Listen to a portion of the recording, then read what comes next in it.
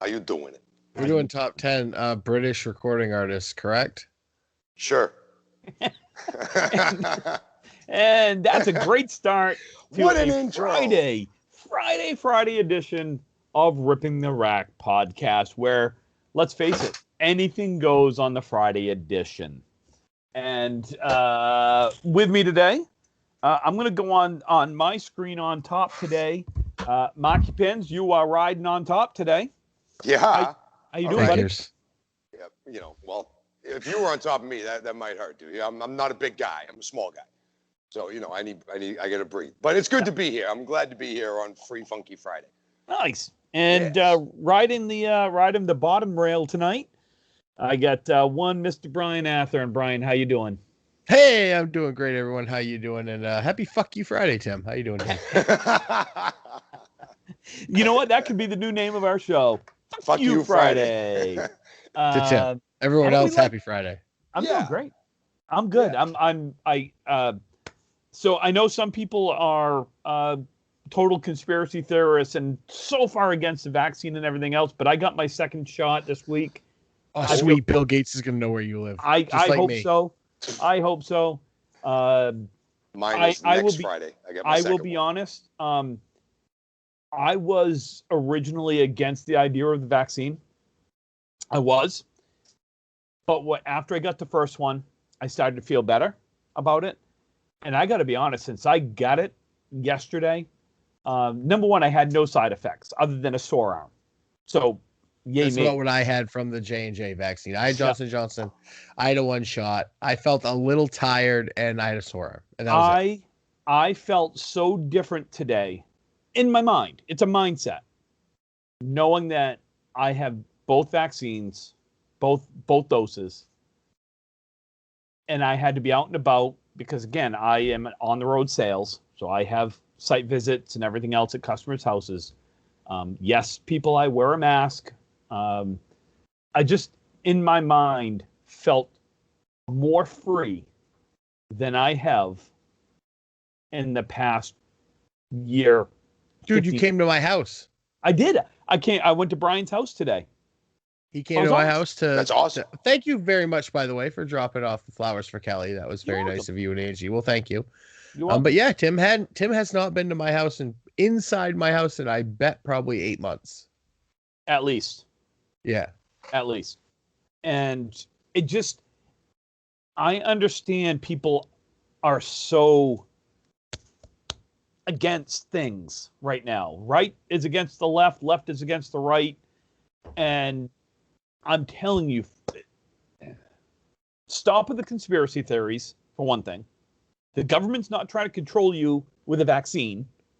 They're not. Newsflash. But it's such a different mindset. And that's just me. I feel great. My whole thing is, if you have an issue getting it because hasn't been studied for 5, 10, 15 years, except for you're young. Okay. Well, if you're right. Well, no, I understand. mRNA vaccines have been around forever. They really have. They've been studied. The way that it is distributed has been studied for a long time. But if you're one of these people, it's a new vaccine, you want to see how it's been studied, and you want to wait a while and you're younger, all the power to you. Just be careful, wear your mask, do what you need to do. I got mine because I'm still going to wear my mask out and about, but I got mine because I trust science. And I've seen it. You look at the numbers, at least in Maine, the numbers are down, but it's the people in the younger age groups who haven't been vaccinated yet that are over 50% of the new cases every day. Truth. The 80 to 60 range, there's hardly any cases because those people have been vaccinated now. Yep. Unfortunately, it's those that haven't had access to it yet. Yep. It works. The numbers are proving it works.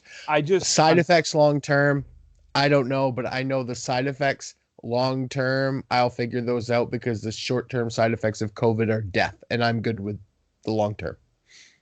It's amazing to me the different mindset that I have. Man, is it me? Do I look wicked washed out in my screen?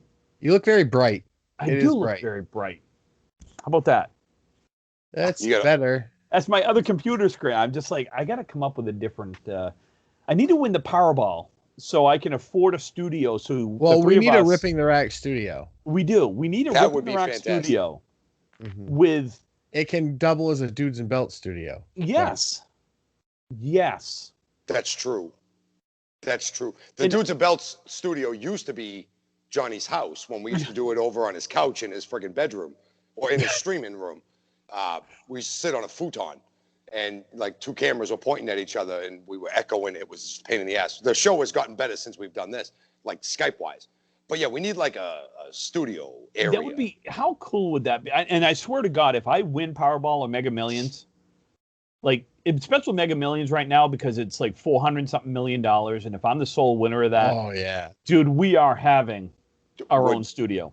Would Ripping the Rack consider buying Riverwalk Lane's new pins if Ripping the Rack? I tell you what, Maki, if I'm the only winner, Yes. seriously, if I'm the only winner, Yes. you have all new pins. Yes. Thank you. You And have all the everything. lanes. You have everything you need for your place. Cheers New to lane- Timmy Veda. New lanes, new pins, whatever it is. Mark I and love I you, are going brother. to get a Thank little you. taste. You know what? A little taste when we go out to Colorado. I think we're going to get to be in an actual podcast studio. From what I understand, yes. When Yeah. we're doing pre-show and post-show, yes, we're actually going to be in a real studio. That's not us staring into our own computers or iPads like I'm doing here. At It's Yeah. going to be the Alley. first time when we go to Colorado. It will no shit be the first time I have seen Mark since the Worlds in Moncton. Yes. Like in person. We haven't Yeah. chilled in person since November of 19. Yeah. Yeah. Yeah. That is far too long. So yes, and that, Maki, not only, you know what? Screw the new pins and the new lanes. We'll go into a venture on a 32-lane house in that area. I got the place already picked out where I Well- would do it if I ever won. I know exactly where we We'll build it. we'll go into business together. All right. I'll deal. be the money man. You be the man behind. You do the everything else. I always felt the best people to be running whatever business that it is are people who grew up and love that business and it's Yes. a part of them. Not because they want to make $1 million, Yep. but people who have been so close to whatever that business is, they Yep. will be successful. So They hi will be everyone, welcome successful. to Brian's All by Himself podcast. After these guys win, I'll just sit here by myself in my basement and talk to you guys about No, bowling. because Brian, Oh, I no, will- B, you I will definitely be- be involved in it. I will be the CEO. So I'm going to be president and chairman of Ripping the Rack Podcast Incorporated. And you two can fight between the COO and whatever else. Yo, you can have that. I'll just clean the computer screens. I'm okay with that too. Good. I'm okay with that. I just want to be a part I of was it. gonna be Chief Dickhead, but Well, that's my job. CDH Chief Dickhead. So That's my role in Ripping the Rack. I'll be Dick Hurts. Happy Holden. Friday, everyone. Yes! This is Happy fucking Friday. happened. So we What are we talking about? on we this are freaky, fun, today- fucking Friday? we are going to top our own top 10 rock and roll albums. But before we get into that, we had a YouTube comment on our last one about our top 10 funny people. I wasn't and- involved in that one. Well, kinda. They were very disappointed that we did not have, or I did not have, Kevin Hart in my top 10. And I tried to Unpopular opinion. I don't find Kevin Hart. I find him funny, but he's not. that He's funny, but he's not top 10. He's not. No, And this person, I I don't had think this so either. conversation where they were like, well, Robin Williams isn't funny. And I just looked at him and said, well, you're wrong. Excuse me, what? You're just wrong. Period. Done. And if Yeah. that means you haven't seen any Robin Williams stand up or You know that phrase? Period. There are no stupid questions. That's pretty fucking close. It was definitely a generational thing. Fabulous. Is the way that I can explain that. It was absolutely 100%. Thank you for the comment, whoever you are, but you need more art. Oh, I'm calling him out. It was my middle child. It was my stepson. It's Ryan? Ryan. Oh fuck, Ryan, he's wrong. You, I'm just happy Sorry, he Ryan. listens. I'm just happy he listens to the podcast. That's true. Don't stop I don't know. listening, but you're wrong. I don't know if Wicked. I don't know if my other two kids listen. So, God. Robin Williams is one of the funniest people to ever stand in front of a microphone in the history of microphones. Yeah. Yeah, pretty much. Yeah. So today, folks, we are talking our own top 10, our personal opinion, top 10 rock and roll albums. I am going to preface mine with two things, and this is just Tim You're Matero. old. Number one, I'm old.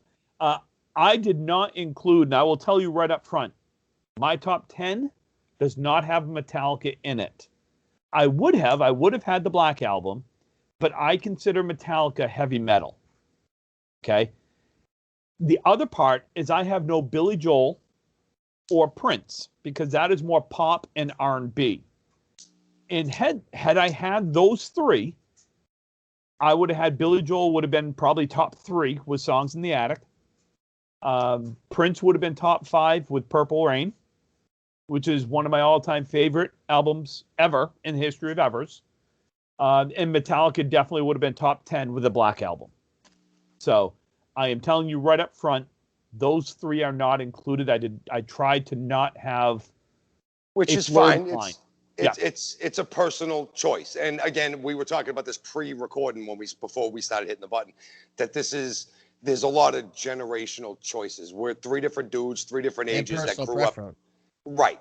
And this is why top 10 lists are awesome, because each list is as unique as the guy telling it. Yep. So if anybody has a problem with it, then why don't you put your top 10 in the comments down below, and we'll read it. Maybe one of these days we'll read it and we'll debate those as well at the same time. And if Nickelback isn't any of them, they're invalid. Right, you are deleted and unsubscribed immediately if you put Nickelback in. Let me ask you a question, and Nickelback is not in my top 10. Okay, I will preface Nickelback is an okay band. They are all right. They do great, super hyped up drunk white guy music when you're in a bar or at a stadium and you want to freak out and they play a song that's really like, but like as music, it's rhyming dictionary with tunes. Dude, Chad Kroeger makes me want to punch babies. I can't even deal with him. I can't listen to music. I can't even look. I can't. What about Creed? Creed in bursts. I like Alter Bridge. Yes. I'll leave it at that. Some songs, yes. Some songs, no. So, do you understand why the Alter Bridge thing's funny, Tim? No. Alter Bridge is Creed without Scott Stapp. They kicked out Scott Stapp. They got a new singer, and then okay. And then they did Edge's theme music, and they're great. Yes, they did.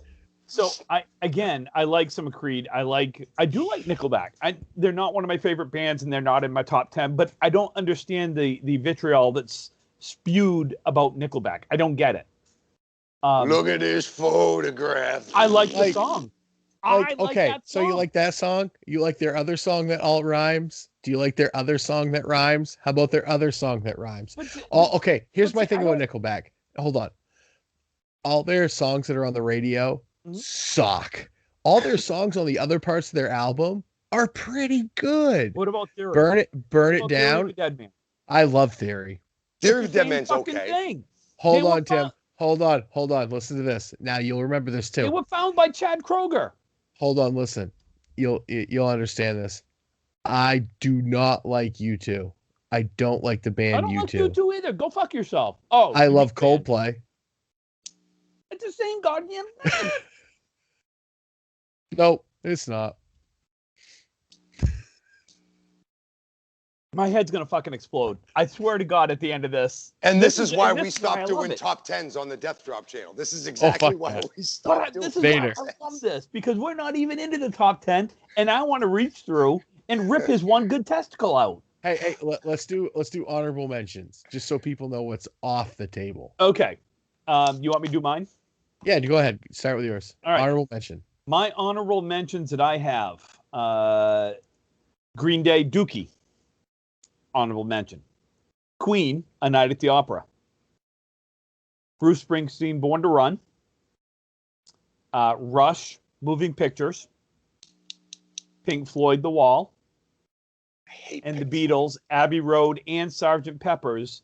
And the last one, the last two, I have Beach Boys for Pet Sounds. I struggled with putting Beach Boys in rock and roll because they're kind of yacht rock. But in the 50s, that was rock. Yeah. Like in the 60s, that was rock. Yep. You got to remember in the 50s, in the 50s and 60s, Elvis was metal. The last one I have, and I guarantee I shouldn't say I guarantee no one has ever heard of this band, and I guarantee you two haven't, is Marillion. And their Thieving Magpie is the name of the album. I thought you were going to pick like Steel Dragon. Nope. Marillion. They are a 80s and kind of mid-90s British alt rock and roll band, very similar to a Pink Floyd type music. And their album was called Thieving Cream Pies? Thieving Magpie. Magpies. I'm sorry. It's a double album. It's fantastic. Those are my honorable mentions right there. Cool. Well, mine are Sublime, self-titled album Sublime, which had What I Got, Wrong Way, Santeria. April 26, 1992 was on that. That was an amazing album. Anybody who hasn't listened to it, please go listen to that. Bradley Knowles, Taken Far Too Young by Heroin Addiction. Great album. I had Grand Illusion by Styx as well. One of my favorite Styx albums. Physical Graffiti by Led Zeppelin has Kashmir on it. That is an amazing album to listen to. Sgt. Pepper's Lonely Hearts Club Band is my favorite Beatles album. And I'm a big Beatles guy. I do like the Beatles. It's Sgt. Pepper and then it's Revolver for me. Revolver is often number one with Rubber Soul, but I take Sgt. Pepper any day of the week. I struggle with the Beatles because there are some individual songs that I absolutely adore and love. But as a band, and I know that they were transcendent. I do. I understand the whole... They went from goody-goody, bubblegum, happy days rock to psychedelic rock to whatever you want to call John Lennon and Yoko at the end of it. Like, they went through eras. They're like Forrest Gump. They are the Forrest Gump of rock music. Okay. I had Pet Sounds as well. I also had Revolver and Graceland. I'm a huge Paul Simon guy. I loved Paul Simon. Couldn't quite get it there, but I loved Graceland. So I didn't include Paul Simon or Simon and Garfunkel or anything else because again I consider that more. Well, the Simon and Garfunkel Central Park album is one of the greatest fantastic. albums ever made. Yeah. What about you, Maki? Do you have any honorable mentions, or did you not even bother to create an honorable mention? No, well, as we were talking earlier, like I didn't have any, but then the more we spoke, I got reminded of a few others that I needed to put in my list. So a couple of them did come out that were kind of close anyway. Pearl Jam, 10. A big Pearl Jam fan. Eddie Vedder, it was just defined the grunge generation along with bands like Nirvana and stuff. And another one, unpopular opinion, I am not a huge Guns N' Roses fan, never was, but I understand how important Appetite for Destruction really was to music history and such things. I mean, they're some of the most common jukebox songs that you hear played everywhere that you go. So those two for me would probably be... That album is very, very, very high in my top 10, but Sweet Child of Mine, I hate that fucking song. Yeah. Whoa, sweet child. It's overplayed. You'd hate being at my bowling alley then when there's a big party in here. That song gets played. Mr. Brownstone is way better. Weekend. Night Train and Mr. Brownstone are the two best songs on that album. But we'll get to that later. Yeah, we'll get to that one. Marky, why don't you lead off number 10? So let's kick them into gear. So I did most of my growing up in the 90s, so I have a very 90s heavy list here. And I started it off with some Nirvana from our grunge days back in the day with In Utero. Ooh, okay. There's another Nirvana track album on my list later, but you couldn't get around it. If you watched Beavis and Butthead or if you watched any MTV in the 90s, Nirvana was just plastered everywhere. And there's their other album, Nevermind, was a little bit more of a fan, but I had to get In Utero on here too, so I just put it right at number 10. Fair enough. Just to get it going. Yep. Mm-hmm. Brian, what about you? Number 10 for me, I was talking about this with Marky before. I'm a ska guy. I love ska music. I love the Boss Tones. I loved Sublime is a little bit ska, but this band, no doubt, Tragic Kingdom is number 10 for me. Such a good A album. huge Gwen Stefani fan, especially way back here when it was horns and drums and ska music, and it was spiderwebs. I'm Just a Girl, Don't Speak. Sunday Even the title Morning. track was awesome on that too. The song Tragic Kingdom itself was a great song. Sunday Morning is one of my favorite songs on that album. But it was just so good. It came out when I was about in the 6th or 7th. I think it was 5th into 6th grade, and it was just a huge album, and I loved it. Nice. I broke the rules, and I actually have a tie at number 10 because I couldn't make one of these an honorable mention. We just went through honorable mentions. Like, these better be good. This better be good. This better be like a double album or something. No, I couldn't make one of these an honorable mention. It had to be in my top 10 list. So my tie goes between Styx, Grand Illusion, and I did not have any greatest hits albums in mind. I don't know if you guys do. I did, cool. But I took one out. No, that's okay. Like, that's cool. Because if you know what, next week, top 10 greatest hits albums. Oh Jesus, this list was hard enough to come up with. Holy crap! Greatest hits is gonna be tough. Too tough. Oh shit. Too hard. Too tough. My 1 to 10 is going to be Billy Joel Volume 1 and 2, Billy Joel Volume 3, Billy Joel Volume 1 and 2 and 3. Okay, we'll figure that out. Figure something out. So I have Styx, Grand Illusion. To me, this was between the song Grand Illusion and Fooling Yourself and Come Sail Away, which, by the way, was Dennis DeYoung Styx or Tommy Shaw Styx? Wait, was Grand Illusion? Because we all know, we know there's a difference. Like, Tommy Shaw Styx is Blue Collar Man and Too Much Time on Your Hands. Yeah, and I can't remember right off the top. Dennis DeYoung was more like Come Sail Away and then this Lady and stuff like that. Let me look up real quick because I just don't remember right off the top of my head. But Tommy Shaw did write Man in the Wilderness, which is on this album. Well, you can tell the difference between the two, and Marky's looking at us like we're crazy. But no, I'm realizing how far out of my element I really am talking about music with you fucking guys. but Dennis DeYoung no, you can tell because also, there's two different versions of Styx. Yeah, look, Dennis DeYoung was also on this album.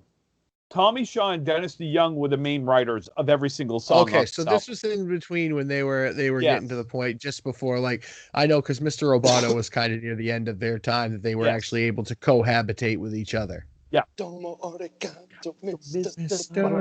Anyway, so I have them tied at number 10 with Meatloaf, Bat Out of Hell. Oh God, so good. How the hell did I leave that? Because that album is only like 6 tracks long, if I'm not mistaken. Album, yes, 7. It's 7. It's 7 tracks. But it's like it's Bat Out of Hell. Yep. It's 2 out of 3 Ain't Bad. Paradise by the Dashboard Light. You took the words right out of my head. All wrapped up with No Place to Go. And one of his most underrated songs is Heaven Can Wait.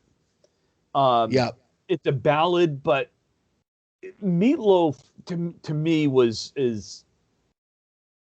just Meatloaf is what Kane is to wrestling. Meatloaf is to music.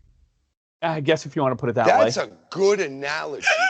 Marky knows what I'm talking about. That is a really good analogy. I don't think Meatloaf got enough credit for all the things that he's done, and because he didn't put out a hell of a lot, but those 2 albums are iconic. Bat Out of Hell 1 and 2. You know, they did as much for the music industry and the way music is written and the way music is produced as Kane did in wrestling for how matches went and how character development went and so on and so forth. That is a really good analogy, bro. So the really cool part about Bat Out of Hell was, number one, it was his debut album. It was Meatloaf's debut album, and it was by far his best rock album. It was rock opera. I would fight you about Bat Out of Hell 2 on that one. Bat Out of Hell 2 was so good. Jim Steinman, who was the composer of most of these. Who just passed away recently. But it was supposed to be a futuristic rock version of Peter Pan, is how he visioned it. Really? Okay. Yeah. That's interesting. I could see that now, like, because it was so very different. Meatloaf's you look at the tempo of stuff, it's very different than most. Yes. And you just, they did things different that hadn't been Well, done Meatloaf had with so much rock. energy all the time. Yeah. A lot of So drugs, a a lot of energy. Cocaine's a hell of a drug back in those days, baby. It sure is, man. Cocaine's So a hell of a drug. I'll jump into number 9. Number 9, I have Van Halen, and I went with 5150 instead of OU812 or Van Halen or Van Halen 4 or any of the others. 1984. Or 1984. I just felt, for me, what propels it over 1984? Because that's my favorite Van Halen album of all time. So I am more of a Van Hagar. Okay, that makes sense. I'm Van Halen. Van Halen with Roth. Yeah, I'm David Lee Roth. That's my Van Halen that I like. Although I like the singles more than with Sammy Hagar, but I like the overall albums better. I just think there were a few more singles on 5150 than 1984. 1984 obviously had Jump, had Panama, and that's kind of it. That's Hot it. for Teacher? No, Hot for Teacher. No, Hot for Teacher was before. I think. That's true. Okay, so yeah, it just had Jump in Panama. So their two biggest singles were on one album, but the overall album of 5150, Why Can't This Be Love, Best of Both Worlds, Love Walks In. Was that the first Sammy Hagar? Yes. Van Halen. Okay. Yeah, I don't think he was on OU812. I think that was still David Lee Roth. And no, I did not have any Van Halen with Gary Cherone in here. And I have seen Van Halen 3 times in concert. Is Gary Cherone on Humans Being? So he did not sing Humans Being. That was actually, if I'm not mistaken, that was David Lee Roth. He came back for that. That was when he came back shortly thereafter. He just did the single for the Twister soundtrack, which is where Humans Being came from. Yeah, which I love the song. Like, what the hell is going on? I'm not a Van Halen fan. I was never I know their mainstream stuff, but I never listened to them like this. I'm learning a lot. I'm just listening to you guys. I'm learning.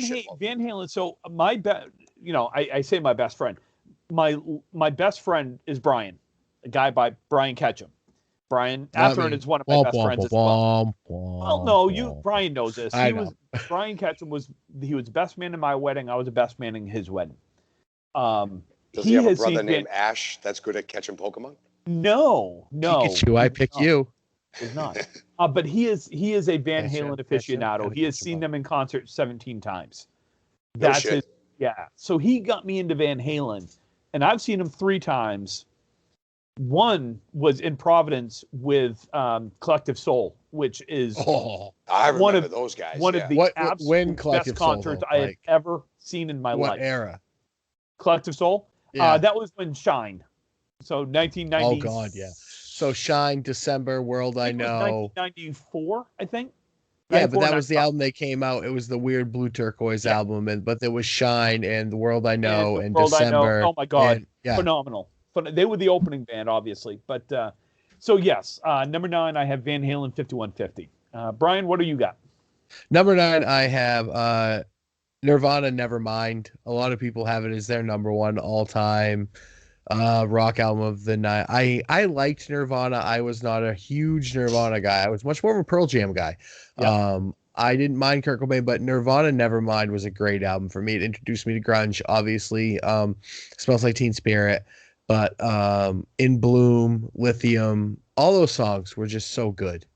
And Nirvana Nevermind introduced us all to the world of grunge music. And for me, I was probably at that point about 7 or 8, and I was just really coming out of what my mom was listening to, which was like Duran Duran, Def Leppard, Poison. Duran, great band. Oh, it is. It is. Don't get me wrong. Great but I was band. coming out of glam rock 80s, and this is what I was introduced to. Yeah. As my first, okay, Brian, you're old enough now. What type of music do you want? Here's MTV. Take a look. And I'm like, this. I have them Nevermind a little bit higher on mine. Mine's very personal to me, and that's what people aren't going to say. Because my next one, people are going to be like, how do you put that above something? I'm like, it's just what I was into. Why. Yeah, exactly. Exactly. My number 9 is Again, another personal choice. These are all, like we said, we talked about Personal these are choices, personal guys. choices Yep. to us. My number 9 is Soundgarden with Super Unknown. Ooh, Yes, We Spoon got Man, baby. Black Hole Nice. Sun. We got Yep. Spoon Man. They Love were, Spoon Man. oh my God. Black Hole Sun was one of the coolest Chris videos. Cornell Chris Yes. Cornell singing Black Hole Sun hits acoustically. you right here. It is absolutely phenomenal. I'm a huge Chris Cornell fan. Yep. I am a huge Chris. I almost song think that he he was did better for in the- Audio Slave. I love them in Audio Oh Slave. God, I love Audio Slave. It's one of the my things favorite I would do to bands. be able to see Audio Slave again. But his song he did for that 007 soundtrack, You Know My Name. It was back in like the early 2000s. Oh my God, that was so good. Yes. Yeah, it's huge. No, yes. They're so good. He was so talented and artistic on the microphone. His vocal range was like just absolutely insane. They were Whether a different type of grunge. Like I just Very talked about much so. Nirvana. This was Yes. different. Yes. Chris Cornell, I tell you what, Chris Cornell might be one of my favorite artists of all time because of his ability to sing multiple genres. Like, he wasn't a screamer. He could be, but he wasn't. Sometimes when he did, he brought it out sparingly when the song needed it. Yes. He did country. He could do R&B. I mean, his versions, I've gone down the YouTube rabbit hole of Chris Cornell I don't know how many times. But when you go down the rabbit hole of Chris Cornell doing covers, and his version of Nothing Compares to You by Prince, or his cover of Patience by Guns N' Roses. I'll have to look for those. I've never heard God, those before. Oh my need God. to. They're very good. Marky, I'm telling you, you'll be gone for hours because He covers one of my favorite all-time songs ever in the history of Evers is The Boxer by Simon and Garfunkel. Yes. He covers that as well, and it's amazing. It's so good. I'll have to go looking for those. Absolutely, 100%. But anyway, I'm sorry I hijacked your. No, that's fine. You guys. Look, it's very self-evident. You guys know a lot more about these. These are personal favorites of mine. So when I come up with something like this, Music and I is see a both of your super faces passion of mine. light up, I'm like, all right, cool. That was a good pick. Oh yeah, So, absolutely, that was a fantastic pick. So I'll start with. No, I gotta. How about? Did I go number 9? Yeah, was that number 9? Oh my God, see, I'm already off the rails. Stop jumping the shark. Marky, what do you got for number 8? So number 8 is my first dose of Metallica into my top 10. I have the Black Album at number 8 for obvious reasons. It's the damn Black Album. Of Wolf and Man is honestly one of my favorite Metallica songs in history. You heard the song Battery for the first time. It's one of the most underplayed songs. That album in and of itself, I could just sit. That was the album when I was younger. I used to just blare on my stereo while I was doing my homework every day. Wherever I May Roam is my entrance music for wrestling if I ever get to. I couldn't agree. It's so good. The entrance of it, it's so high energy. There's not a bad song on that. It gave us Nothing Else Matters, which is known by many people as one of the most iconic. Sandman, Sad But True. I will never get sick of Nothing Else Matters or Enter Sandman, no matter how many times I hear The Unforgiven, the first part. Unpopular opinion, Unforgiven 2 was better. Way better, not unpopular. I agree. Okay, thank you. Yeah. Thank you. I've been fought with by people who are like, how do you not like the first one? And Unforgiven like, 3 from Death Magnetic is garbage. I hate it. They should have stopped with 2. We agree. Yes, we do. Brian, what do you got at number 8? So 8, I'm going to really flip everything on its head here. And I picked Stunt by the Bare Naked Ladies. Oh, my God. Yes.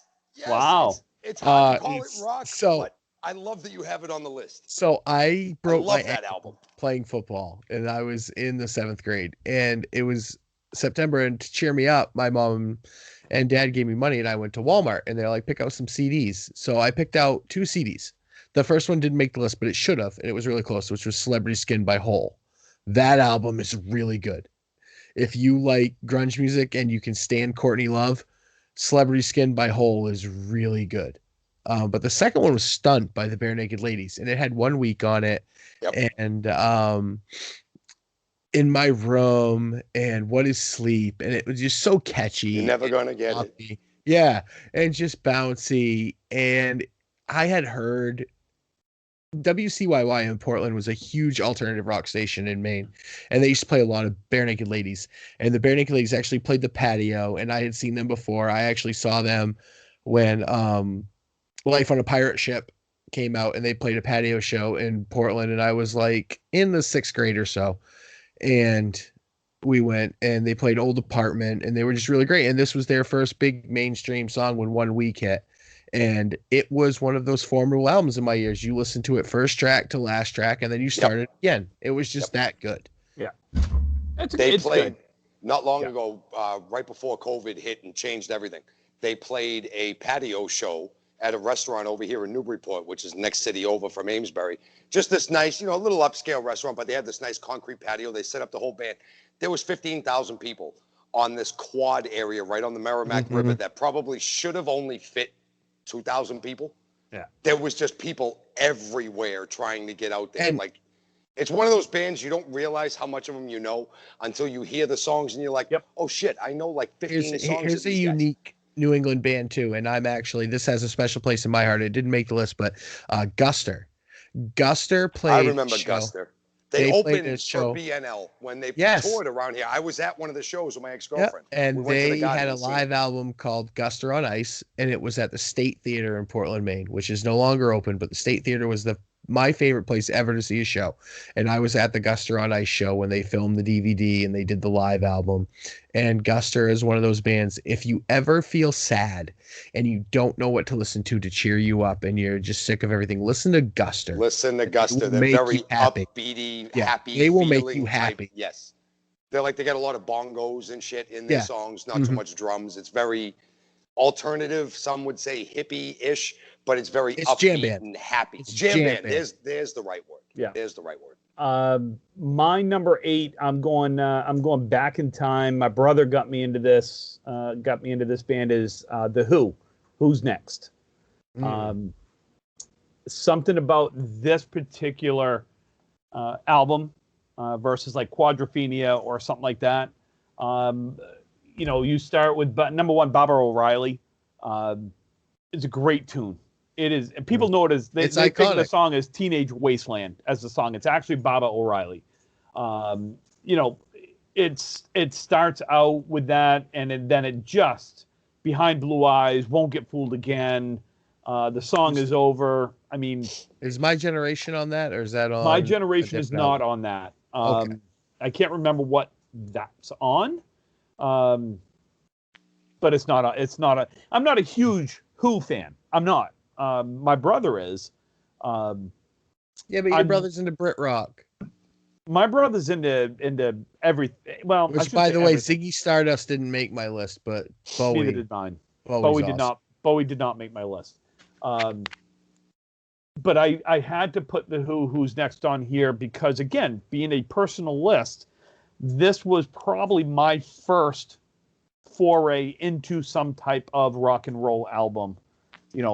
My brother listened to the Kinks, the Beatles, the Who, things like that. My sister was really into, at one point, was into like Springsteen and Pink Floyd and Violent Femmes. Doors? Huh?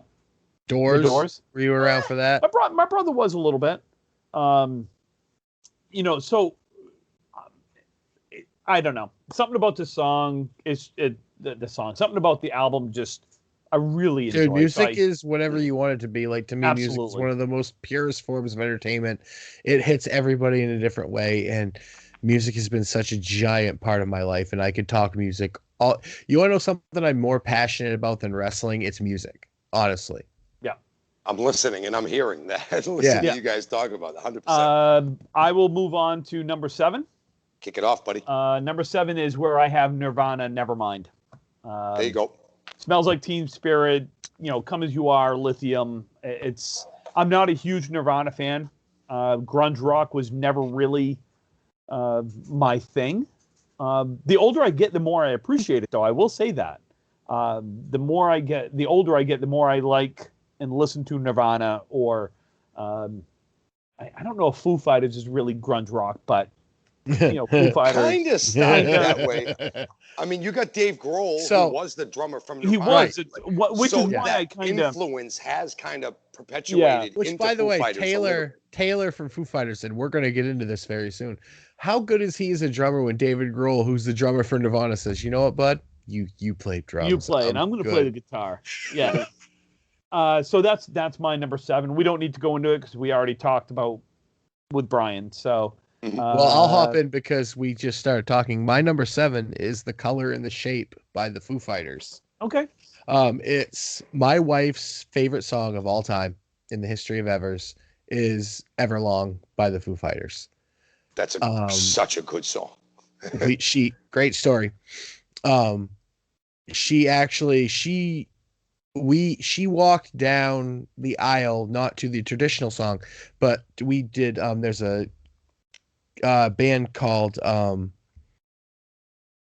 it's a 3-string quartet type piece band, and they do a whole bunch of covers, and she actually came down to "In Your Eyes" by Peter Gabriel, but before that was "Everlong," and it was by a string quartet, and it's her favorite song.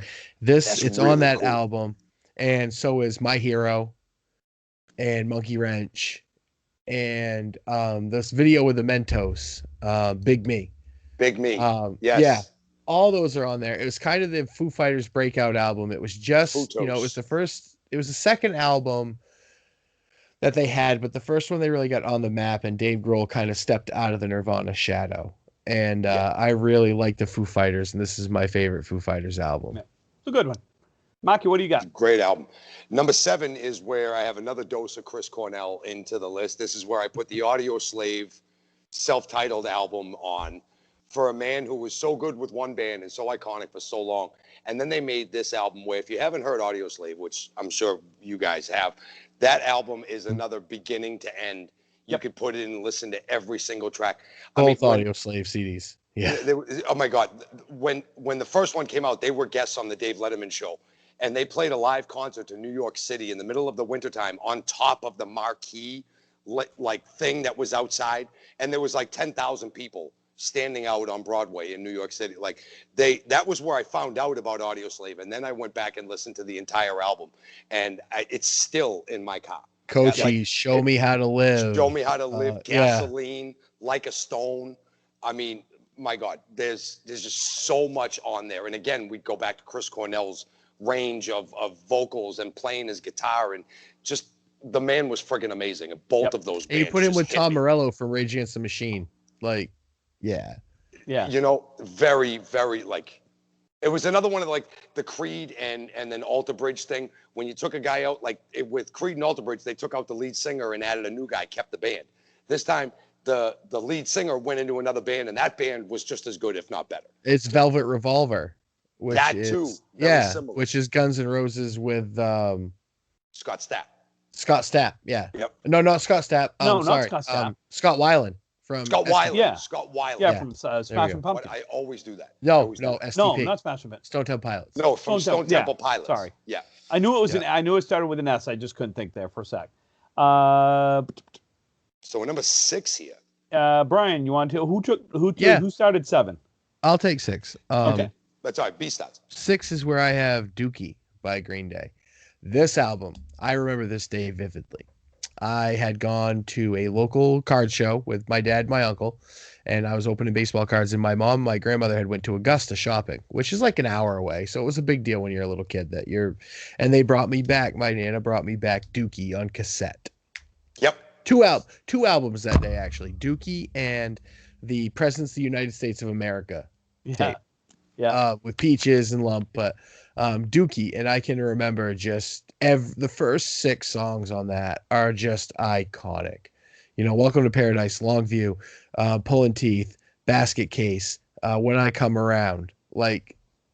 It's iconic 90s MTV rock, and Green Day is an iconic band from my childhood, and they're no better ever. And I will argue this is their best album. Oh, I think so. I could agree with that. American Idiot was really close, but I think there's nostalgia for us that grew up listening to Dookie first. that Dookie was better. And It's I so think different. It's like 51-49, at least in my world. They're It's just so close, but I put Dookie up there. They are the same band and opposite ends of the music spectrum, to me at least. Those two albums. They're both very good, but they are different musically in big ways. They are. Yep. They are very different musically. Yes. Marky, what do you got for number 6? Number 6 was one that was thrown at me pre-show that I almost kicked myself in the ass for leaving off my list, but it was System of a Down, Toxicity. Yeah. It's another album from Maki's angsty teenage years. The prison song. It starts right out with the prison song, you know. They're trying to build a prison. Right. It's so, again, beginning to end. And their music was so eclectic that it went from slow to fast to slow. There was no rhyme or reason about it. There was just something that, at least with me, it attracted me to them harmonies so much. It was so very different from anything else you ever heard. Yeah. At least if you were I don't know, mainstream rock and roll It was listener or it was whatnot. opera metal. At least that's what I thought. It was opera metal. That's a good way to put it. Opera, like the opus that we've talked Yeah. about, tells a story from beginning to end, but like with much harder metal than many other singers. Like just from beginning to end. I mean, my goodness, just jump, pogo, pogo, pogo, pogo. Like they made a song after a pogo stick. Who the fuck has ever done that before? Or, the album, it just my went from here to horse. Da, da, da. there. Oh my They goodness. sang a song about their horse. Like, And then the title track itself, Toxicity, was to me one of Oh, I think it was the best song on the thing. Aerials. Even though Chop Suey was the famous song that came off of it. You grab a brush and put a little makeup. And Chop Suey had nothing to do with that song. It was just a bunch of shit thrown together. So you get Chop Suey. That's what Chop Suey is. Yeah. That's right. Such a great album. Such a great album. It is a good album. That is. I'm not a huge System of the Down fan. Never really got into it. Mm-hmm. You should be. So I can't really comment a whole lot on that, but it is a good album. So it was the right album at the right time in my life. Yep. The song, one of those things. So part of this is what's really weird. This is what is memorable to me about that. About BYOB came out, or not BYOB, sorry, Chop Suey came out about 4 days after September 11th. And it is about why do angels cry and all that, and people freaked out because the lead singer of System of a Down, if you look at him, he's very Arab. He is. Probably a very bad time for them to have a big single come out about blowing stuff up. Yeah. But they were able to push through it, and it was great music, and I loved it. Yeah. I'm with Marky on this one. Again, you can tell the generational gap here because my number 6 is AC/DC Back in Black. That's on my list. That's on my list too. That's one of the first CDs I ever bought. It's not to make you feel old, Tim, but that's one of the first CDs I ever bought. You know, when you start out with Hell's Bells and your signature song Back in Black isn't until number 6 on the album. I mean, well, number 2 is You Shook Me All Night Long. No, that's number 7. Is it? On the album. Yeah. Yeah. What's 2? Shoot to Thrill? Shoot to Thrill. Okay. What do you do for money? Giving a dog a bone. Let me put my love into you. Gee, let me put my love into you. Huh. I wonder what that's about. Giving the dog a bone. Giving Honey, the dog what a you do bone. for money. Huh. Gee, I wonder what that's all about. They weren't shy with holding back the innuendos. AC/DC No. was never shy. What was that, Tim? 1980? That was 1980. Yep. So again, look. When people think of rock and roll, and especially if you're call it 50 and under, so my age and under, a lot of what you're going to think of is AC/DC. Yep.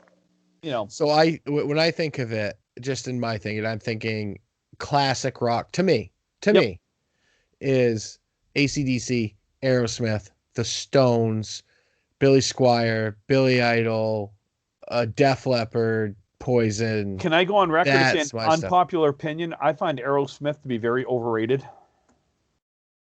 Certain songs I hate, Don't Want to Miss a Thing, but I love like Toys in the Attic and Back in the Saddle. I don't know. I just find them very overrated. I never was an Lovin' an Aerosmith Elevator fan, is one of my favorite songs. but I love Lovin' an just Elevator. me. Anyway, so I had Hell's Bells at number 6. Mark, you want to take number 5? So number 5, we just talked about it a couple minutes ago when B was talking about Green Day. This is where I have Dookie. Okay. This was another album, again, perfect time, right time, in an angsty teenager, angry at the world, and here comes this Green Day album. On cassette. I remember buying it. It was one of the first albums I ever bought on my own, being a kid. Went to Sam Goody's at the mall. Do you rode my remember when the bike. cassettes or the CDs, both of them came in big, long, The cylinders, strip the was like boxes? this long. Yeah, and they it had was only like the security top part thing. of it was, Yep. but the top part of it was only just where the CD was, and it was Yep. a big box. Other than that, It was Yep. like the big security thing, or they had ones that was like, if you bought I saw most of those with CDs. Like the CD would be Yeah. in the top part, but then the rest of it would be like boxed Right. with like information or whatnot. But I remember countless afternoons being bored, just getting on my bike, putting the cassette in my Walkman, putting my Walkman in my pocket, and just riding my bike all around Somerville and Cambridge and messing with the college kids and everything. I was getting into trouble. But that I could still put that album in and go back and be 14 years old again and love every bit of it. Yeah. Brian, what do you got at number 5? 5 is where I have 10 by Pearl Jam. Eddie Vedder is my favorite frontman of the grunge era. This is my favorite Pearl Jam album. Black is my favorite grunge song of all time. It might be very close to being my favorite song of all time. It also on this album is Jeremy, Even Flow, and Alive. And those 3 songs plus Black right there should be enough to tell you that this is one of the greatest grunge CDs ever written. And if you don't think Eddie Vedder is one of the greatest frontmen in music, you are insane. Eddie Vedder is a voice of the grunge generation. And Agreed. I love Pearl Jam, and this is my favorite Pearl Jam album. Okay. I can't argue with that. I mean, Absolutely not. Can't argue with that at all. I mean, how good is Jeremy? I mean, take aside the music video and the controversy and everything with that, but just as a song, like it is just emotional and it gets you. The video was one of the yeah. first videos I can remember actually sitting down and really watching, because my Uncle Lenny, my mother's brother, was a huge Pearl Jam fan. And he exposed me to Pearl Jam. He gave me a lot of, like, when you could dub tapes off the radio and shit back in the day. Mm-hmm. He gave me like a tape of Pearl Jam, and it brought me like into The grunge, guitar into riffs this are other insane band. and Even Flow. And then you see the videos for it. The video for Jeremy is friggin' amazing. There's so much symbolism and so much other stuff in it. Like, Especially the unedited cut. I think you can Yes. find it on YouTube. Watch that cut. Not the MTV cut that aired. Watch the other cut. So, folks, just so you know, we are going to go over the time we typically have, but this can happen when we get talking. So I just want to give people the heads up that we will go over an hour on this. So that's all right. We're in the top 5 now. So yeah, my number 5, I have U2, and I went with Joshua Tree. So It's about the only U2 album I like. I was not a huge U2 fan, but I really enjoyed U2 from 1980 to 1989. Joshua Tree was 87. You had Rattle and Hum was 88.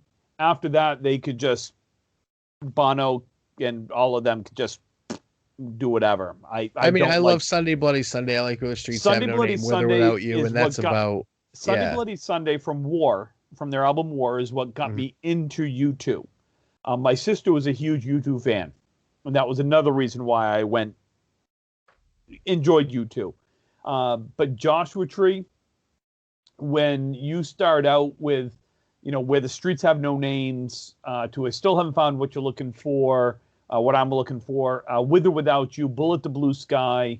I mean, those 4 right there. And then you throw in God's Country as number 7, and then One Tree Hill at number 9. I mean, the whole album is a tremendous album. And that to me is that is U2's opus. That's another album, though, right? It came out at the right time in the 80s. 1980, it came out in 1987. Bono was, that's when he became Bono. I mean, he was Bono before, but this right here was again, I say it's their opus as an album. Just from top to bottom, I mean, again, you don't have to be a U2 fan to like this album. A lot of it's mainstream. Like, that's a lot of the stuff you've heard on the radio. Yeah. You like a lot of those. I remember being a kid, seeing the movie Blown Away. But the Irish bomber that was blowing up Boston, there was a ton of U2. Yep. That was what exposed. I never knew who they were before. My mother's sister, my Aunt Mary Ann, was very much an 80s girl with the hair and the spray. Boy, that's a Boston name, Mary Ann. Yeah, wicked. When we were kids, I couldn't pronounce Mary Ann. We always called her Mia. But, like, I remember asking her about this band, U2, and she had all the tapes. Yeah. And we would sit over there and chill, and she'd put them on and everything. And, yeah, a lot of people know a lot more U2 than they might think they do. Yep. I'll go with number 4. Kick it off. Kicking off number 4. This is where I have my first Pink Floyd album. I struggled with this one, but I ended up flip-flopping. I went with Wish You Were Here at number 4. Wish You Were Here is one of my all-time favorite songs, period. I love the song. But the album itself, Shine On, well, number 1, there's only 5 songs on the entire album. And it's 2.5 hours long. It's Shine On You Crazy Diamond starts out at 14 minutes, and then it goes to Welcome parts to the 1 Machine through 5 at 7 minutes. You know, and part I think it's 5 through 9. Shine On You Crazy Diamond is their 5th song. So, Marky, we routinely play all of Shine On You Crazy Diamond because it's Kaylor's favorite Zeppelin Floyd song, and we'll play it at the bowling alley, and people get pissed because it's like 25 minutes when you play all the parts. Yeah. So that's where I put Pink Floyd. Pink Floyd's my all-time favorite band, period. And end of story. They are my number 1. I love their music. They're a phenomenal band. So number 4, Pink Floyd, Wish You Were Here. Cool. Brian, what do you got?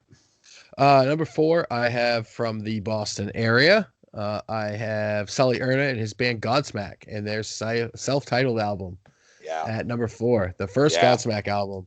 So you start out and you have Keep Away or Moon Baby, and then Whatever, and then Keep Away, Bad Religion, Get Up, Get Out. I saw Godsmack was one of my first ever really big metal concerts, metal rock, whatever you want to call it.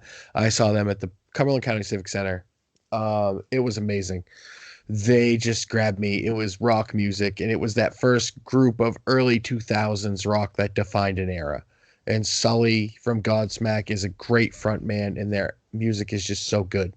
And my God, does that man put on a show when he sings? It's you just can't say the he show doesn't put his heart itself, and soul into everything. Maybe it was the live show, but every album they did this album, and it's my favorite Godsmack album is their first one. But then Awake, their second album, and then they did another. Like they had their next album, which had the song from the Scorpion King on it, and it was just they're all different sounding music. They are heavier, they're lighter. They did an acoustic album. Like Godsmack is just one of my favorite bands, and their first album is so good. Maki, what do you got? Number 4. 4, I have one of, it's kind of another, I guess you'd call grunge band. I have Alice in Chains with their album Dirt. Yeah. Oh my God. So like maybe not the whole album, but the majority of what I know of Alice in Chains came from this album. And you could put on Rooster anytime you want in life. Like everyone will sing along. That's right. That's right. It's just there was something about it. It was on the radio. You heard so much Alice. It's a tragedy that another front man got took by drugs again with a band that was so talented and he was so young.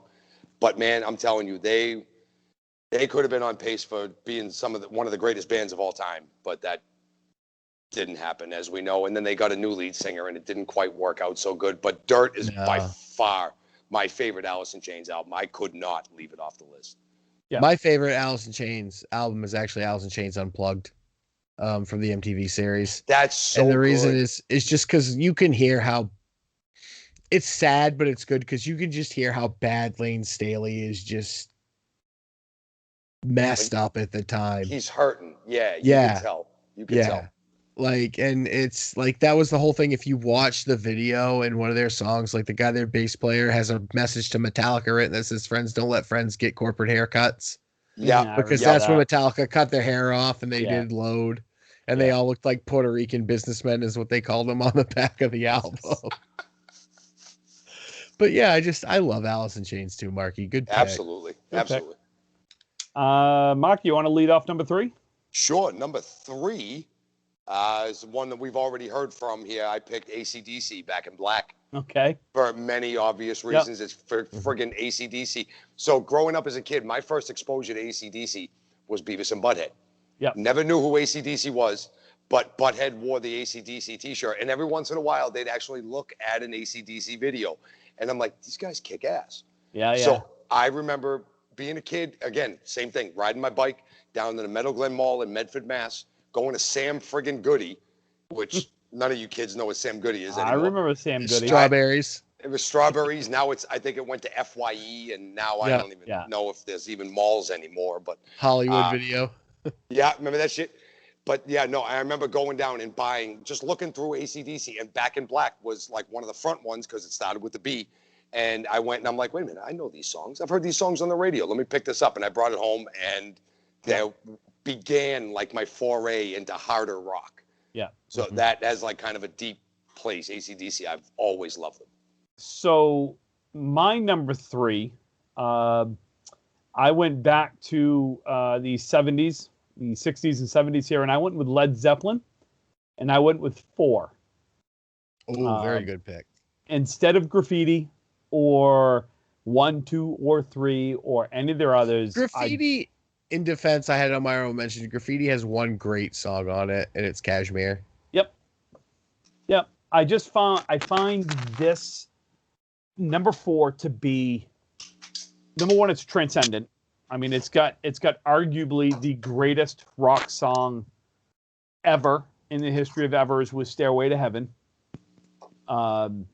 You've got When the Levee Breaks. You've got Black Dog, the Battle of When Evermore. the Levee Breaks is probably one of my top 3 favorite Zeppelin songs.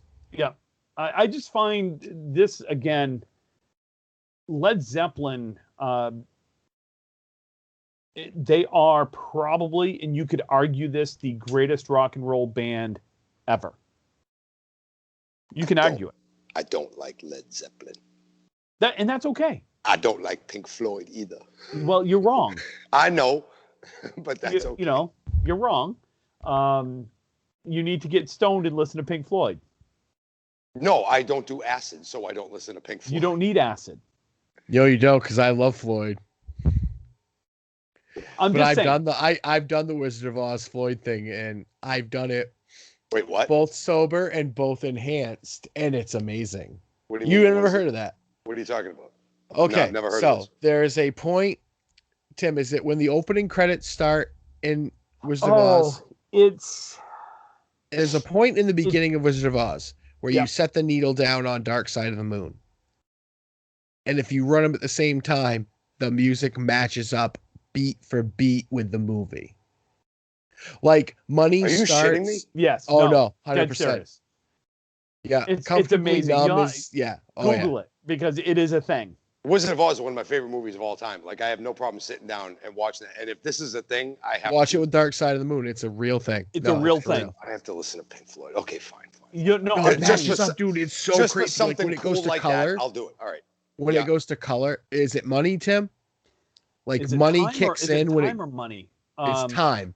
It's time. Time. Right when it goes breaking away after all the things. It's when it goes to color. So it goes to color immediately. It's breaking away. Like, did they do that on purpose, or is that just like a historical coincidence? It just coincidence.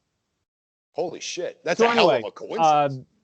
Number 3, Led Zeppelin. Sorry, man. Again, I am not a huge Led Zeppelin fan, but I appreciate their artistry. Put the accent on the wrong syllable. Yeah, on the wrong syllable. It's iconic. Again, Stairway to Heaven is arguably the greatest rock and roll song. Mm-hmm. Arguably. So, yeah, that's my number 3. Brian, what do you got number 3? Number 3, I have the Black Album by Metallica. Yes, As we good all pick, know. sir. I mean, it's got a couple of my favorite Metallica songs on it. I mean, Sad But True, Sandman, A Wolf and Man, Wherever I May Roam, The Unforgiven. Like, they're just all so good. It's one of their most complete albums. That's a great way to put it. Complete album. It had so many different. It's something for everything. It's got like The Unforgiven and Nothing Else Matters are slow. Sandman is your banger. Sad But True is metal. Of Wolf and Man and Wherever I May Roam are good, upbeat, pump up songs. Like, it's got something for everybody. And those two I always felt kind of went together. You had to listen to the other one, Of Wolf and Man and Wherever I May Roam. You listen to those two together, kind of back to back. They almost go together. Brian, you want to go number 2? So number 2, I am gonna freak a lot of people out. This is way different than every single song that I have picked before in an album. It is not hard rock at all. It is Rumors by Fleetwood Mac. I love Rumors. It is so upbeat. It is so happy. It's so catchy. Like, you start right out with Secondhand News, and it gets you in the mood, and then you go to Dreams. And, Don't Stop is on there. Go Your Own Way. The Chain. You Make Love and Fun. Gold Dust Woman. Like, they're all so good. The only thing that's missing on there is Landslide. But, that's more of a Stevie Nicks song by herself. So you don't need that in your Fleetwood Mac arsenal. And maybe Gypsy. But you can listen to that by yourself. If you want a great way to spend 45 minutes to an hour on a great, beautiful, bright, sunny day, go sit on your deck, have a cocktail, and listen to Rumors. Yeah. Go with that. I mean, I don't have them on my list, but that's... Never a huge Fleetwood fan, but I think it's another band that I think more people know more Fleetwood than they might think. My wife thought she hated Fleetwood Mac until she was listening to my playlist in the car one day, and she was bopping along, and I'm like, you realize these are all Fleetwood Mac songs, right? Tim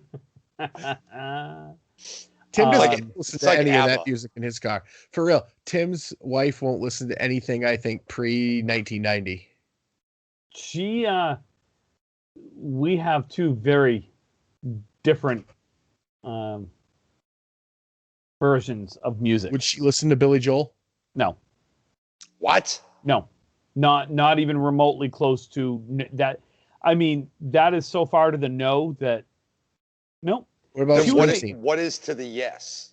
She is a top 40s or pop country now. So I listen to a lot of country now when I'm with her. No, you listen to bro country, Florida Georgia Line. I'm okay. Like Brian, Kenny Chesney, Keith Urban. I enjoy those. Old Dominion. I mean, I've seen them in concert. See, country to me is George Strait, Garth Brooks, Willie Nelson. She listens to that, or she is a huge Vanilla Ice fan. Huge Vanilla Ice fan. Might be the only one left. To the point where I've actually seen Vanilla Ice 3 times in concert now. And Coolio. You've seen and Coolio. Coolio was awesome, though. Yo, I would have absolutely dropped everything to go see Coolio back. Coolio was fantastic. I've seen him twice. I've seen the I Love the 90s tour 3 times. It's amazing. Fantastic voice. Slide, go ride. 65 and a big. Anyway, my number 2, I have gone back and forth. I have Guns N' Roses' Appetite for Destruction. There you go. I don't even know what to say. I don't like Axl Rose. I'm not a huge Guns N' Roses fan. I absolutely love this album. Love this album. Mm-hmm. This and November Rain. I love the song November Rain. But Appetite for Destruction, Mr. Brownstone. I mean, and Brian's. We've played it, down at the bowling alley, things like that. And everybody knows it too. It's got the Guns N' Roses song. Everybody knows you can put everybody it on knows in any given Welcome to the Jungle. Everybody knows, Sweet Child of Mine. Everybody knows Mr. Brownstone. Everybody, yeah. Yeah. So that's my number 2. Mike, what do you got number 2? Number 2 is where I have Nirvana and Nevermind. This is my other dose of Nirvana in here for the same reason we talked about it a little while ago. It brought us into the grunge era, you know, Teen Spirit and all these other songs. Like, you remember these and you know these. Yep. This is what changed the grunge thing, in my opinion, changed music. It separated rock into yet another genre of grunge. And Kurt Cobain was the right guy at the right time to lead that charge into it. And, you know, Kurt's not here with us anymore. We all know this. It might have just gotten to be too much or whatever it is. I'm not even going to try to say, but they were musical geniuses for the time. And that might be a big step for somebody to say, but for me, that was exactly it. No, I think they were. I think they were musical geniuses. Like I said, they're in my top 10. I had them at number 7, and again, I'm not a huge Nirvana fan. I think the album's iconic for what they did for music, for what this album did, and all the other bands that spawned off of it, and the whole genre that spawned off of it. Yep. You know, it's just, and there were some of the best videos that came out of the grunge era. Yep. Brian, you started that one, right? I did, yeah. Okay. Marky, what do you got number 1? Number 1, I cheated. And I don't give a shit because it's free fuck off Friday, so I can cheat. If you can have 2 at number 10, I can have a live concert album at number 1. There are no rules. My favorite complete front to back album of all time is Metallica S&M. Yep. For the rest of my life, I could listen to those 2 discs. No Leaf Clover. Right. Like every old song, all the new songs, everything about it. And then you put Metallica with horns. And it was just amazing. Horns and strings. Wait, was this the one with a battery with the San Francisco Symphony Orchestra? Yes, in 1997. It was 99 to 2000 because I listened to it. All right, I remember listening to it on the way in 8th grade, so it was right around 2000. And the Master of Puppets version is the absolute loudest you will ever hear a symphony orchestra play in your life. They loved it, by the way. I have the video. They said they have. I have the DVD too. They say that all the people from the San Francisco Symphony said that was the most fun, but the most they ever worked, ever. When you watch the disc, these people are sweating profusely, and it's the third song. In a suit. Yep. Right. They're wearing beautiful tuxedos and suits with the French horns and the xylophones, and they're dripping after trying to keep up with Laz on the drums. And it's the most complete, pure musical orgasm I've ever heard in my life. It's so good. From beginning to end. Yep. I've never heard a better album. Brian, and Metallica is one of my favorite bands of my entire life. So this was just like the magnum. Honestly, I might have had that up in my top 10 if I had put Metallica, if I didn't differentiate heavy metal and rock and roll, because there is blurred lines between them. As the ages have gone and as the bands have come out and kind of intermixed genres together, yes. Yeah. So I made the decision just to keep them separate. But I could absolutely, I probably would have 2 Metallica albums in my top 10. See, I feel more older Metallica, like Ride the Lightning, Master of Puppets. That was more metal. Yeah. As they got older and when I like Load and Reload. I think that should have been a double album. I really do. Reload was one of my favorite Metallica albums. Very unpopular opinion. A lot of people didn't like Reload. I loved Reload. Fuel and Memory Remains, Unforgiven 2, Carpe Diem, Baby, Low Man's Lyric. Like, yeah. Brian, what do you got at number 1, Bri? Number 1 is Appetite for Destruction. Okay. Like it has my 2 favorite Guns N' Roses songs on them, and they're not any of the mainstream songs. It's Night Train and Mr. Brownstone. Those are 2 of my favorite Guns N' Roses songs. Rocket Queen, My Michelle. And then you get to some of the other songs you may not have heard of, like Welcome to the Jungle and Paradise City and Sweet Child of Mine. You know, those 3 songs, you know. It's amazing that people they really haven't heard that enough. Those songs. I know, right? Yeah. Like, I hate Sweet Child of Mine at this point for how much it's overplayed. I do. Paradise City is getting there, but like Night Train, Mr. Brownstone, Rocket Queen. It is. Rocket Queen is a great song, and My Michelle is great too. Yep. If you had this album, and if you could put You Could Be Mine and November Rain on it, it's my favorite Guns N' Roses album of all time. Because You Could Be Mine is my favorite Guns N' Roses song of all time. From the Terminator 2 soundtrack. From, like, my favorite movie of all time, Yes. Terminator 2. That was, again, another thing that introduced me. Like I said, my Aunt Mary Ann used to like Guns N' Roses, obviously. She was a chick in the late 80s, early 90s. And then Terminator 2 came out. And there was this Guns N' Roses song in it that was the perfect song in the perfect scene for the movie. Mm-hmm. And it just fit. And I went, I got to listen to these guys. So my number one is not going to be a shock to anyone that knows me. It's Pink Floyd, and it's Dark Side of the Moon.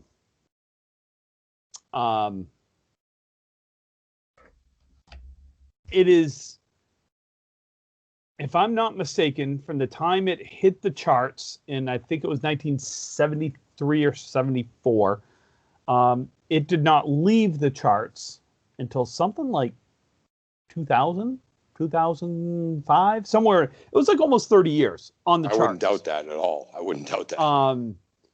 It is not one of their longer albums, meaning it's not like Wish You Were Here, which had 15-minute songs, 18-minute songs, things like that. Their longest song on this album is Us and Them at 7.5 minutes or so. But this is iconic with these songs. From the front to back, start to finish. You do not have to be a fan of Pink Floyd to know these songs. And real quick, Marky, it's at the third lion's roar of the MGM logo. You hit play on Dark Side of the Moon on the Wizard of Oz. Oh, yeah, because that MGM lion, it did. It used to... Yeah, so when it goes rawr, rawr, rawr, when it gets right to that end, push play. Use the popular 3-lion roar of the MGM logo. Usually set it to up for pausing Dark Side of the Moon CD track 1, and then starting the Wizard of Oz and unpausing right at the end of the third roar, and you hit play. Okay. So it's again. I can't speak enough about this album. And this is probably what really got me hooked on Pink Floyd, was this particular album. And by the way, was my absolute favorite concert I have ever been to in the history of concerts, in the history of evers, was the Pink Floyd concert, May of 1994 at Foxborough. I believe that was the Learning to Fly. That was 27 years ago. That was also where my favorite concert of all time was, too. I saw Green Day on the American Idiot Tour at Foxborough Stadium. Yeah. Well, Gillette Stadium at this point. But I saw Summer Sanitarium at Gillette when it was Metallica, Linkin Park, Limp Bizkit, and Korn. Oh, geez. What were your boys' first concerts? Real quick, and then we can end the show. What was your first concert? My first concert you ever went to for realsies? For your first concert or one you were dragged to? So here's the thing. The first concert that I ever went to, I actually ended up working at, and it was at Oxford Plains Speedway. And it was a country concert with Tammy Wynette and a bunch of others. And so the owner of Oxford Plains at the time, Bob Bear, my mother used to work in the popcorn stand. So I sold popcorn at the concert. I went with a thing and went down during the concert and sold popcorn in the stands. I actually got up on stage because the guy called me up on stage and said, "Well, how old are you?" And I think I was like 12. And he goes, "How are you doing on the popcorn sales?" And I was like, I just kind of looked at him. I said, all right. And he looked and he looked in the front row. He goes, you, and you. Buy all the popcorn from him. He made him buy all my popcorn. I remember it vividly. But that's awesome. Honestly, I think my first real concert that I went to was with my mother, and we saw Peter, Paul, and Mary. There you go. Yeah, that's what I'm talking about. Like the first one, you actually had a ticket in your hand for, and you went in to listen to the music. Peter, Paul, and Mary, I think, was my first. I think I was like 13 or 14 years old, and she dragged me to it, and I actually enjoyed it because I knew all the songs, and I was like, wait, I know all these songs. Yep. And my first real concert with friends that I went to, I can't remember if it was Roger Waters in '87 at the Cumberland County Civic Center, or if it was Moody Blues at the Civic Center. But it was all right around the same time, in I think 86 or 87. B, what was your first concert? So the first concert I ever got taken to was I was 7, and it was on my 7th birthday. Just so happened. And I got to see Billy Ray Cyrus in 1992 at the Cumberland County Civic Center at the heart of the Achy Breaky era. I was going to say, that was right in the Achy Breaky everything. I got to be honest. I love this song, Some Gave All.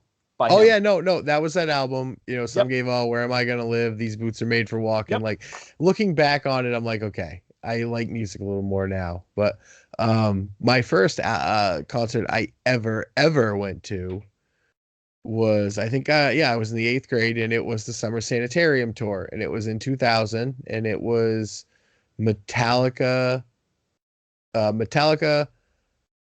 Bizkit, Kid Rock, and Linkin Park. Oh my God. I'm sorry. I can't even believe I just forgot. My first concert that I ever went to was Grateful Dead in 1985. No wonder you don't remember. At Oxford Plains Speedway. Oh my God. I thought it was, shit. I was thinking it was Was Roger that the one where Waters the traffic was backed up to like gray? Yeah. Yeah, it was bad. They had, they sold 60,000 tickets for Saturday, 60,000 tickets for Sunday, and they had 110,000 people show up both days. Holy shit. In the town of Oxford. Which is not a massively You've been there, Mark. area. That's Bullet Alley. It's 30 minutes from the highway on Route 26. Yep. Traffic was backed up past Portland on the highway. Holy shit. Yep. Oh, Jesus Christ. Yep. Oh my God. The scariest concert I ever went to, I saw Slipknot, Mudvayne, and System of a Down at the Coliseum in Lewiston. Ew. That's the scariest concert I've ever been to. I can see that, definitely. Jesus. So I bounced what about you? What was your first? When I was a little guy, I think it was like 1987 or 88. I can't remember. I was little. I was like 6 or 7. My parents had split. My mom took me, and my friend's mom took us. We all saw New Kids on the Block and Paula Abdul at the old Foxborough Stadium. I remember that. Straight up. The Summer of Magic tour. I think it was like 1987. There's like pictures and shit. God. My mom has them. But the first concert I ever went to on my own with like a couple buddies was on the Load tour from Metallica. We saw Metallica at the Old Garden. I think I was 14, 13. So what, 93, 94, something like that? Load. So Reload was 97, so Load had to be 95. So I was 10. Yeah, so. I was 14. I remember that I was 14. We took the train in. We thought we were like rebels and shit, taking the Red Line into Boston and everything else. And we're going to see Metallica and everything else. And I was not ready for how loud an indoor concert was. That was my first indoor concert. Yeah. And don't get me wrong, we were sitting way back up in the nosebleeds in the top of the bleachers and shit. But I was not ready for how loud that was. That's at funny. all. At all. I've seen quite a few concerts. I've seen Beach Boys 3 times. Saw them with Chicago twice. That would have been a cool show. I would have gone to see Amazing show. Van Halen 3 times. Pink Floyd. Van Halen 3. I mean, I've seen some great shows. And that's, to me, I love live music. Agreed. Me too, I much saw more Murphys. so. There's something different about live music. And I'm not talking about, a CD of live music. I mean, actually being there. Being there is such a different experience. I miss concerts. With I 10 do. to 20,000 people. It's just a different. I've seen Billy Joel probably 15, 16 times. I've traveled all across the Northeast and the Mid-Atlantic to see him. The Let only me- place I haven't seen him yet is at Madison Square Garden. And later in the concert, the whole thing just turns into a party. With Yeah. like, depending on how many people are there, whether it's a smaller venue and there's only 5,000 people, or you're in like an arena and there's 25,000. The whole thing just turns into everybody just dancing and having fun and people high-fiving each other.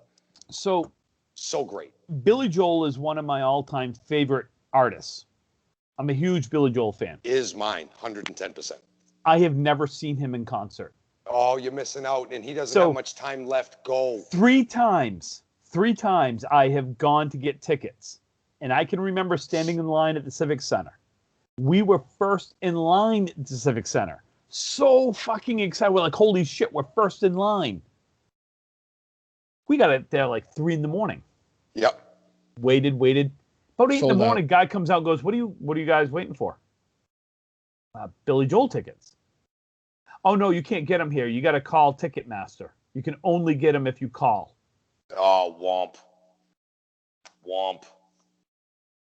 So by the time we got to a payphone, all sold out. I have 2 unused He did 5 concert shows tickets. at the Civic Center. All of them sold out. And probably within hours or minutes, like no doubt. I have 2 unused concert tickets. One is the Chinese Democracy Tour for Guns N' Roses at Cumberland County Civic Center. Axl never showed up. The second is for Godsmack, Saliva, and Seven Dust at the Augusta Civic Center, and the date on that concert is September 11th, 2001. Yeah, there was no concert that night. Yeah. Nope. So before, and we're going to end this, folks, and those 3 that are still listening, thank you for staying with us for Almost 2 hours. for an hour and 26 minutes so far. The one concert that I turned down, and I kick myself every day that I turned this concert down. I had a chance. Trans-Siberian Orchestra. No, but I have seen them. Okay. They're Oh, you phenomenal. have? I would like to fantastic. see them. Oh, so It's great. fantastic. Take the girl at Christmas time and go. When things are back up, Yeah. see them at Christmas. There's nothing better. It's fantastic. Yes. No, honestly, it's Shinedown. Oh, I would love to see Shinedown. I- I've seen Shinedown. I saw Shinedown and Seven Dust and Breaking Benjamin. So I grew up singing. So I appreciate everything okay wherever that was. Yeah, that was me. He dropped his pocket. He's fine. I didn't drop my pocket. I kicked my computer desk by accident. So being someone that grew up singing, I can appreciate people that really have a tremendous voice. And Shinedown, and I can't think of the guy's name right off the top of my head. I can't think of it. It's killing me. I can't think of it. Anyway, his voice and what he can sing and how he sings. Brent Smith, thank you. It's absolutely 100% phenomenal. He has a tremendous voice. He does. He really does. Simple man. Their acoustic concert that you can see on YouTube, it's live from Kansas City, is incredible. And 45. That's the song that resonates. Every time you say Shinedown, I think that song 45. It's so good. 45 acoustically.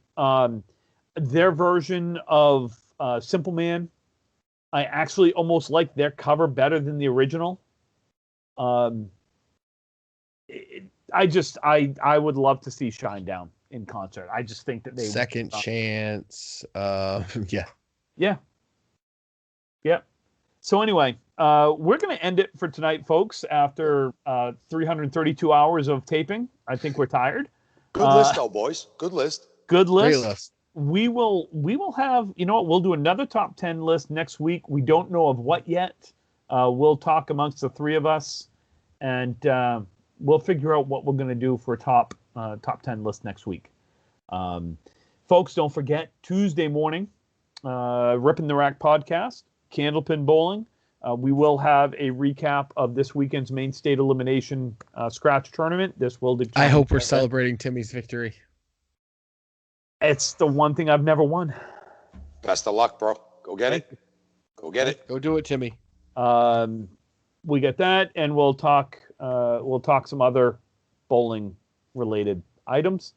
You guys on Sundays, Johnny Death Drop Twitch, look up Dudes and Belts Chatcast. You've got these two yahoos along with Josh Rio, Jeff Walsh, and of course Johnny Starner talking Rocky Mountain Wrestling and other wrestling. But so give them a listen, give them a shout, all that good stuff. And as usual, folks, you can find us or email us, send us your comments, send us your top 10 rock albums. You can put that on YouTube at Rippin' the Rack Podcast. You can find us on Facebook at Rippin' the Rack Podcast. You can find us on Twitter at Rippin' the Rack Podcast. Not on OnlyFans yet. I say yet. I will continue to say yet. He keeps saying yet until it eventually happens, man. Until Brian gets naked. And when Brian gets naked on OnlyFans, we're going live, baby. Brian, where else can they hear us? We got a better shot of seeing Jesus. You're going to wish you saw Jesus if that ever happened. They can hear us on Spotify, iTunes, iHeartRadio, Anchor Breaker, Google Podcasts, and wherever else you wonderful people consume your podcast media. Excellent, guys. Thank you very much. Have a great week. Peace out, guys.